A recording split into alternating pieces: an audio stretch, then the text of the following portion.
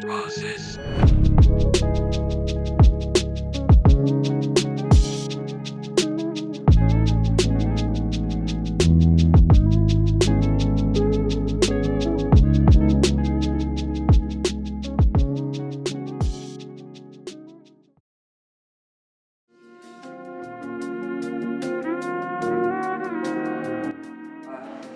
I met Shane in a bio class we had together, and that's kind of how we got to know each other, and I just thought he was really cool.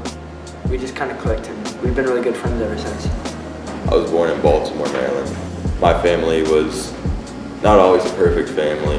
When I was 10, I moved here to Florida, and I went through homeschool for middle school, and that was a very lonely time for me. It's when I started suffering from depression, other things, social anxiety. You know, now I'm a sophomore in high school, and every day there's sort of a stigma to being SMR. You know, people see the good, they see the attention, they see the popularity, clout, but there's negatives that come to the persona as well. With all those influences, all those different emotions boiling inside of me for so long, SMR has become a way to release them and channel them. Every rapper starts off as a joke. That's just how it is. But the thing is, the more they joke about you, the more views you're getting, the more attention you're getting. I've been a fan for a while. I think his music's pretty good. Hope he continues his work. I don't think SMR is like a person. I think it's more of like an emotion. It's like you live and breathe through SMR. It's like God. He's a pretty cool person. We used to be pretty close friends, so when he becomes famous, just remember me.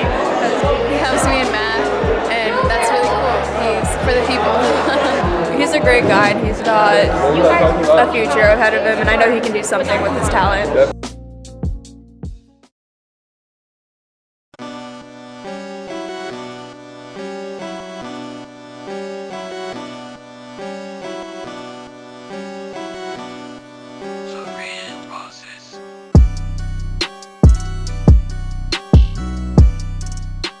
He grinds, he's passionate about his work, just wants to be the best that he can, just awesome. He got a bag going for him, he's got them weights going for him, making them gains. I like it, SMR. Big things coming soon. Personally, I'm into his thing. I wish I knew who he was though. Like, I'm a big fan and I want to meet him personally. I want to have like just a meet and greet with him. I wish I could find him though. You wish you could find him. I wish I could find him. Big words. SMR greater than Eminem. Oh shit, you did. Well, I began this documentary basically solely off the foundation of Game Over, and I've released 2 songs since. I released a Sicko Mode remix, which has, I think, almost 3,000 views at the moment. You know, double what Game Over got. That was live released at the Cheese Club, which is a club that I have a lot of financial pull in. That was a big turnout there. It was about 100 people, right? Went to that meeting that day. It was quite an interesting event. I was not prepared for the magnitude of it, but I'm glad it turned out the way it did. It was extremely successful, but pretty scary overall. Loyalty. That has over 4,000 views already. It's widely known as my best track. That's what the general public seems to say. I mean, there's a lot that I could say about that. Loyalty. The thing about me is I have a very strong moral compass. There's certain values that I always stick to. Truth is one of them. But another big one is loyalty. And that song, you know, as pretty much everyone probably knows already, that was a song that I wrote the day after my ex-girlfriend cheated on me. It was a very, very bad situation. I wrote it in a very dark place. I said a lot of things that were just fueled by negative emotions. And I spent the longest time trying to think of a title for the song. And then it just occurred to me, in this situation here, the real problem is there was no loyalty. And that became the name of the song. He goes hard, dude. Yeah. Plain and simple. That's He's the best out there. I really dig it. I like that he's doing his own thing, and I like that he kind of like is going against the flow, and he has a cool vibe. It's pretty positive too, even in the face of negativity, which I really dig. I think he's got a lot going for him. Since I've began my partnership with the Cheese Club, really, I put a good amount of money into it, but I definitely think it's a good deal because of all the promotion it gets me. Sicko Mode Remix, like as soon as I dropped that, it got 1,000 views in like a couple days. Like I've never gotten that many numbers off of like a debut drop, and that was all because of the Cheese Club.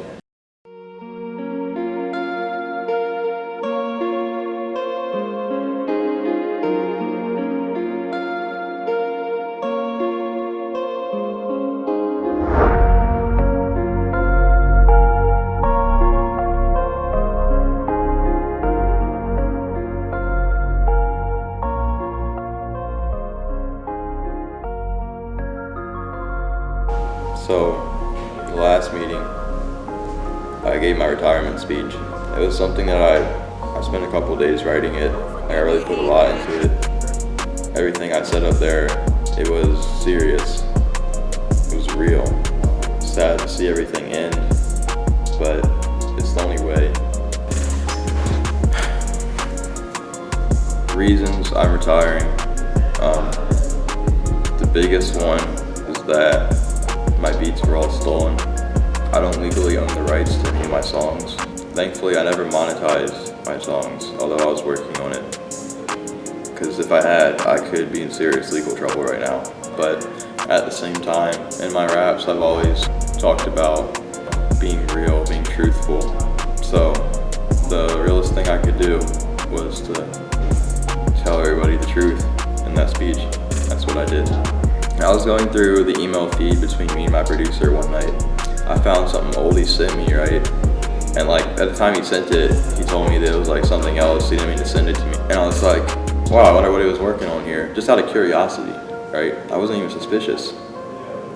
I clicked on it and the loyalty beat played, except the beat tag was still in it, right? So I looked up the beat tag on YouTube, found a YouTube account under the same tag, was going through their beats, saw all their beats had the same tag, kept looking, and I found the exact beat on YouTube. And there's a lot of free YouTube beats that you can use and even monetize some of them,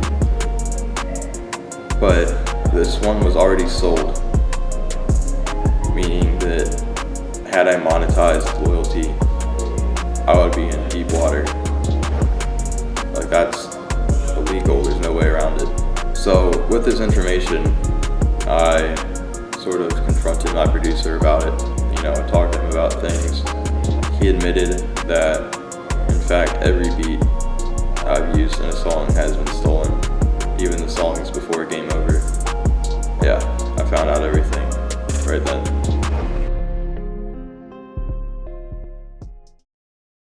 As some of you may know, I am dropping a new song on March 15th.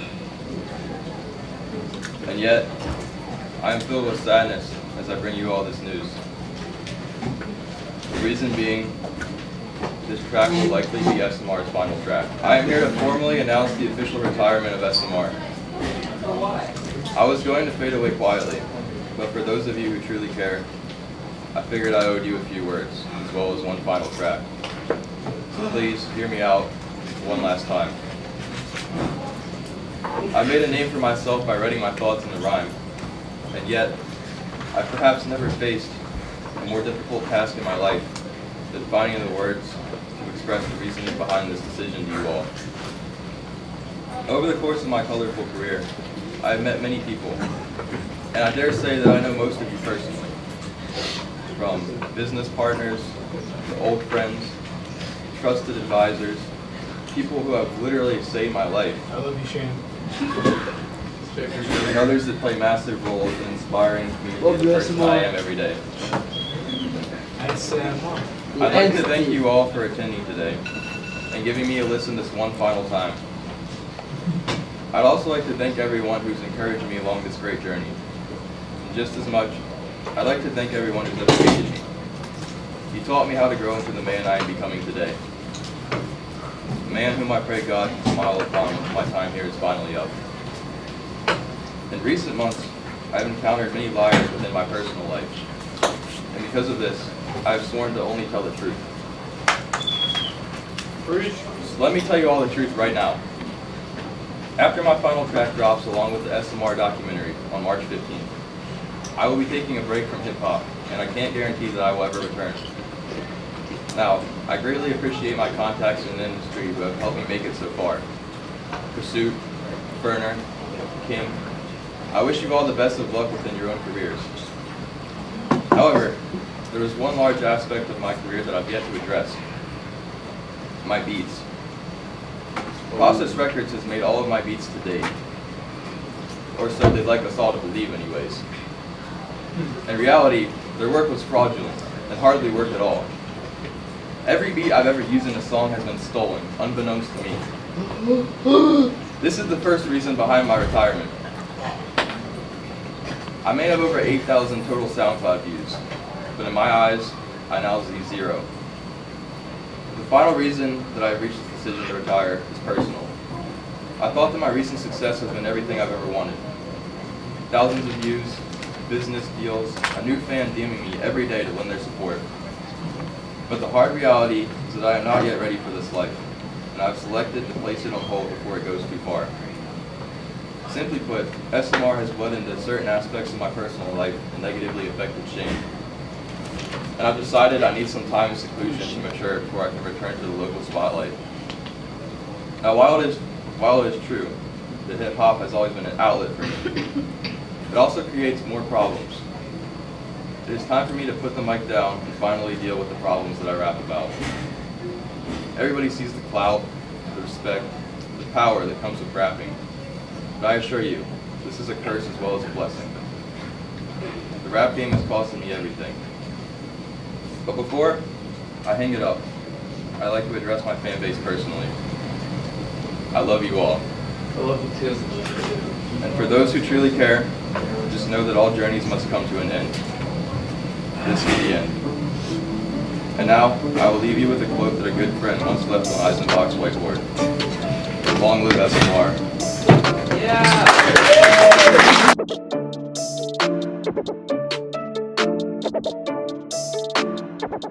Real Roses.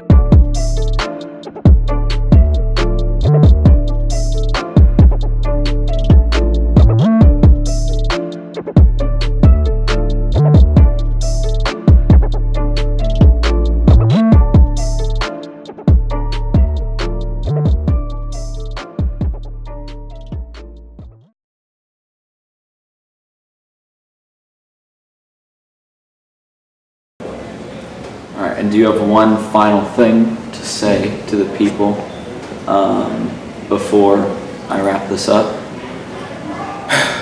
Thank you all for watching. Thank you all for tagging along during my extraordinary career.